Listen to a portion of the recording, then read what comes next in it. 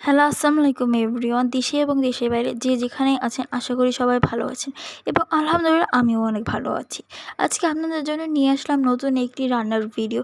এখানে আমি ইলিশ মাছ রান্না করতেছি।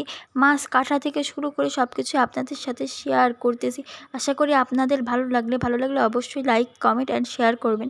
এখানে আমি 5 পিস মাছ নিয়েছি ভাজার জন্য। আমি যেহেতু সরিষার তেল দিয়ে রান্না করি সেহেতু আমি একটু সরিষার তেলটা বেশি করে গরম করে নিয়েছি।